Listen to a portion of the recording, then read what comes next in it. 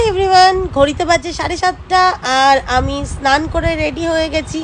But বাইরে ছিল বৃষ্টি, তারপরেও ওয়েট করে করে আমি লাস্ট পর্যন্ত রেডি হয়ে গেলাম।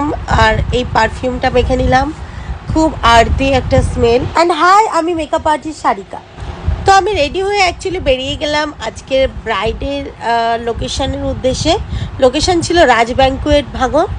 আমি টোটোয় করে বেরিয়ে গেছি। কিছুক্ষণ ওয়েট করার পর ব্রাইড চলে এসছে। ব্রাইডের সাথে কিছুক্ষণ কনভারসেশন হওয়ার পর ওকে শাড়ি পরিয়ে রেডি করে নিলাম। এই ও আমার মিষ্টি ব্রাইড।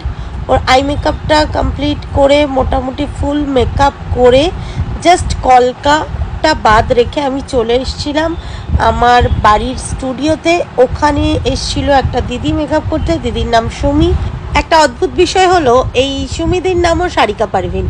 তো সুমিদির মেকআপ মোটামুটি কমপ্লিট হয়ে গেল। এর মাঝখানে আমার অ্যাসিস্ট্যান্ট আমার প্যালেটের একটা মিরর ভেঙে দিয়েছে, সেটার জন্য ও কান্নাকাটি শুরু করে দিয়েছে রীতিমতো।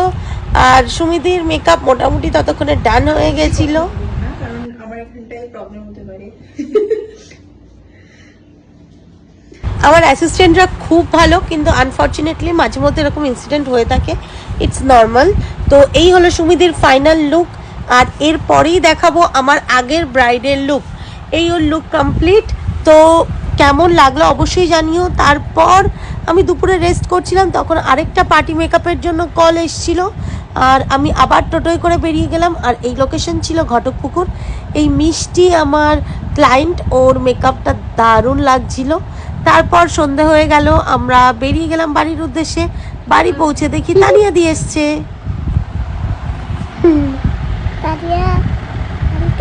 তানিয়া দিরা এসেছিল বলে আমি টুকটাক খাবার দাবার বানাচ্ছিলাম।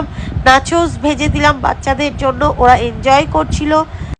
তার মধ্যেই আমার ফুচকাওয়ালা ফুচকা নিয়ে চলে এসছে। তোমরা আগের দিনের ভিডিও যে যে দেখেছো শেষে এই ফুচকাওয়ালাকে অবশ্যই চেনো। এই ছেলেটা দোকানদার, আজকে থেকে ফুচকার ব্যবসা করছে।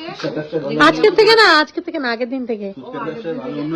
এখন হোম ডেলিভারিও করছে, বাড়ি এসে খাইয়েও দেওয়ার ব্যবস্থা।